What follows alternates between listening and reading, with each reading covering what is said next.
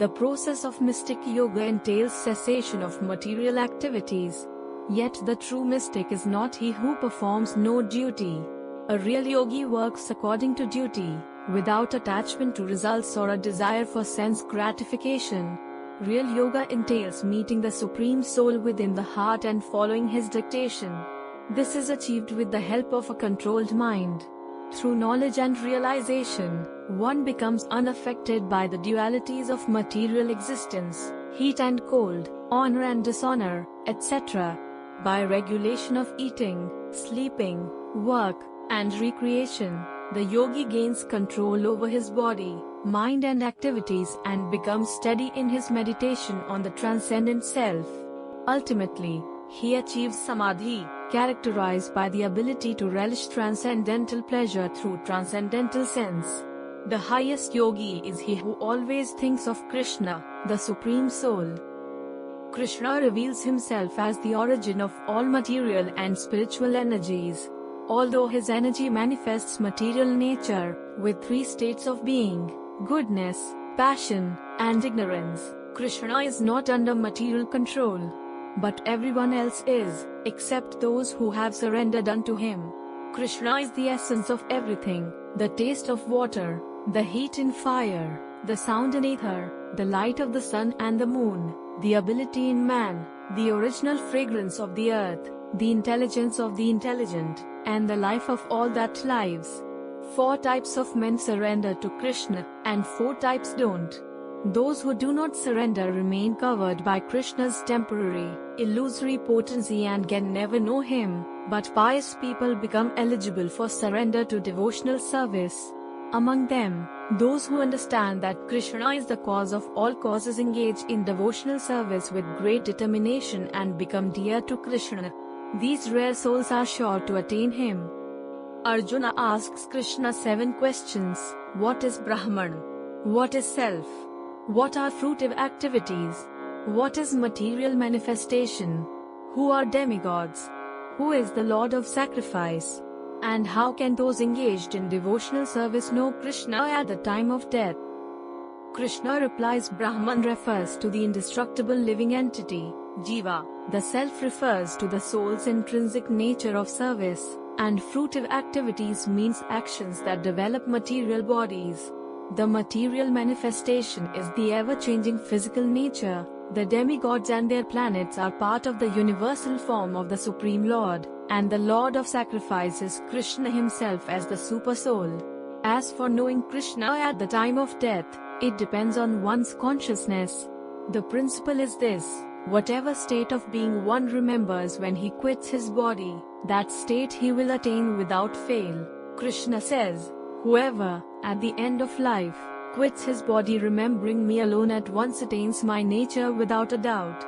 Therefore, my dear Arjuna, you should always think of me in the form of Krishna and at the same time carry out your prescribed duty of fighting. With your activities dedicated to me and your mind and intelligence fixed on me, you will attain me without doubt. During each day of Brahma, all living entities become manifest, and during his night they merge into the unmanifested nature. Although there are auspicious and inauspicious times for leaving one's body, devotees of Krishna do not care about them, for by engaging in pure devotional service to Krishna they automatically attain all the results derived from studying the Vedas or engaging in sacrifice, charity, philosophical speculation, and so on. Such pure devotees reach the Lord's supreme eternal abode. According to Lord Krishna, the most confidential knowledge of devotional service, is the purest knowledge and the topmost education. It gives direct perception of the self by realization, and it is the perfection of religion. It is everlasting and joyfully performed. Krishna's unmanifested form pervades everything, but Krishna himself remains detached from matter. Material nature, working under his direction, produces all moving and non-moving beings.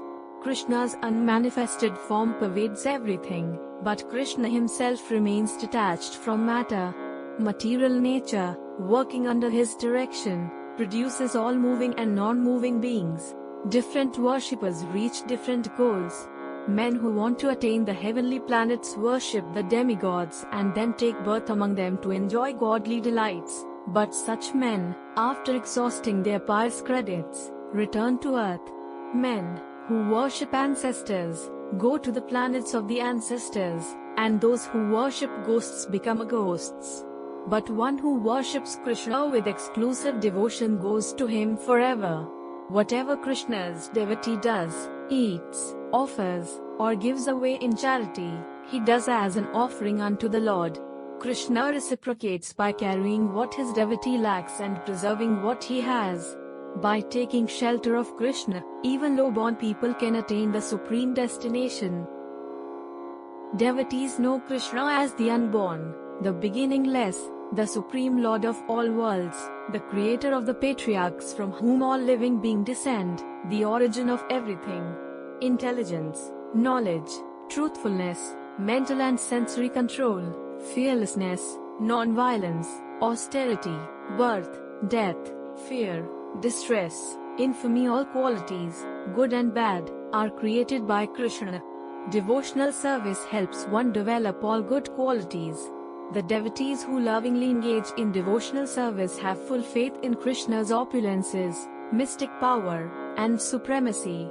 The thoughts of such devotees dwell in Krishna.